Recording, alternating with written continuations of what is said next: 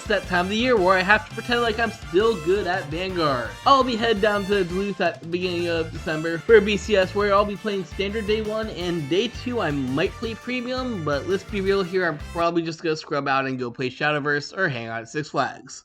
Then, at the end of January, back down to Florida for the Kingslayer Games Championship finale season thing for last year's circuits. Check the link above to see how I qualified. Feel free to say hi, we could do some card fights, some videos maybe, I don't know. Whatever you cool kids want to do. But until then, on to the show. Welcome to my tiny kitchen. It's covered here, it's part of it, here we go.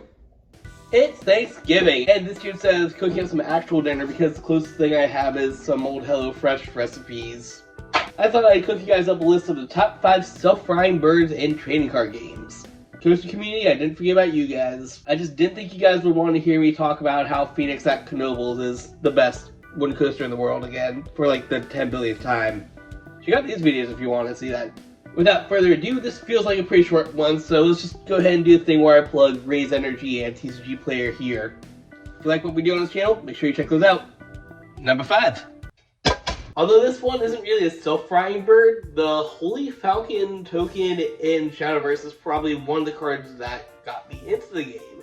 Purely because when I was doing demos a couple months ago, I ended up messing around with the Havencraft deck, which as you know summons a bunch of amulets and creatures based around them, and half of their cards are birds.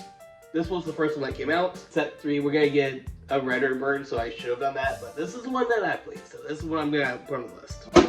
Number 4. Shadowverse Phoenix. So, from the very beginning of card games, Magic has been the card game, and probably the one that I played earliest, back in high school or whatever. I was always a red player. Chandra was always my planeswalker. She had a bird. It did burn things. I played indirect damage in every card game ever, so we're gonna go after my planeswalker's Firebird that like revives itself, I guess. I think it got like stronger for every burn spell you played. Food sub. Cody, you want me in the video? Nope, guess not. Number 3, Moltres. So I'm putting this one midway through the list just because I genuinely mostly collect Pokemon trading cards at this point. I'm doing a pretty cool project where I'm working on a living deck of every single Pokemon in the game in one binder, so make sure you check out my latest update up there. Either way, you can't be much more of a self-frying bird than a literally melted chicken that's already frying itself up, so put them there. OG style. Galarian's like the evil chicken, I guess. Taking you guys into the cupboard for this one. That's too dark.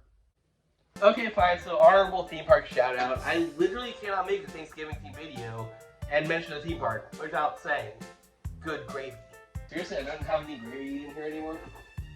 Should've gone shopping before I made this. Literally, this is a holiday-based video. How did I not say Holiday World? They have an entire Thanksgiving section, including an awesome roller coaster and Thunderbird, which is a bird, and they have another awesome bird themed coaster in Raven. Just rate itself. But we got out the new for 2024 attraction, new family coaster, boomerang style. Kings Island also getting one. That's stupid. I hate the fact that Kings Island is getting the exact same thing that Holiday World actually needed, while Kings Island already has kind of an established kids area that has everything in the world that it ever needs. But that's a rant for another video. Comment, subscribe if you want to hear me rant about how Kings Island does not deserve their kiddie coaster and Holiday World does. Anyways, look at this train reveal though, like freaking actual gravy boot. And then the concept art. Yeah, it's number 2. Sacred Phoenix? I'm done with this. I gotta pick this up. This is a really weird angle. Like, there is no space in here to be sitting down and recording this so open. Don't do this at home, unless you're me, because I am at home. So going back to my most played game before I played Vanguard is Yu-Gi-Oh, which I literally haven't touched since Vanguard came out, so... What's a pendulum? Or... what? It's still on pendulum? I don't know what Yu-Gi-Oh is doing these days. It's just OTK format.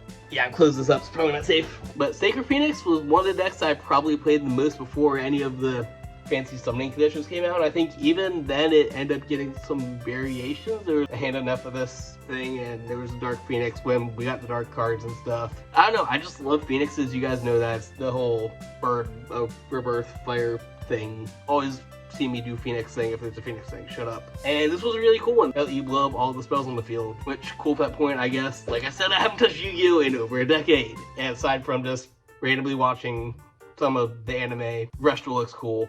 I'd probably play it. I don't know. And the #1 Thanksgiving bird card goes to... Tell me one of these is actually turkey meat. Haha! I found turkey! Nirvana. Or My Heart Nirvana, or Nirvana Java, whichever version you want to say. Of course I'm going to talk about the Vanguard. That's like my main card game on here is Vanguard. So I chose this for a couple different reasons. First of all, it was basically the harbinger of the D format, the newest rebirth, being the whole Phoenix thing again. By the way, it is a Phoenix, so there's that. It represents the Red Nation, the Fire Nation, and then it's like literally a fire card, so it's still Flying Bird. And brings the whole family together, and the little trick star that grows up to be all the different Myrenas and the Blazebeams, I guess. Like, it's Red Chronojet. Let's be real, I'm putting it on #1 because it's a Gear Chronicle card. Honestly, I'm surprised I haven't really talked about Nirvana decks here on this channel. I'm gonna have to do another deck bit on that soon. So that is my Thanksgiving top 5. You go enjoy your Thanksgiving. Happy Thanksgiving. I have to get, there's a food on here. Moonshine's a liquor, I guess? You could count that as a food? Shut up, we're representing the best Coaster and Carowinds. Comment down below what your favorite thing to eat at Thanksgiving is, or what other cards that you'd use as side dishes for all these self-frying birds. As always, if you enjoyed this, make sure you hit that like, comment, subscribe, and I'll catch you next time for some more Coaster and card game contents. Enjoy your Thanksgiving. I'm eating some Taco Bell. Always. Emirates the Infinite.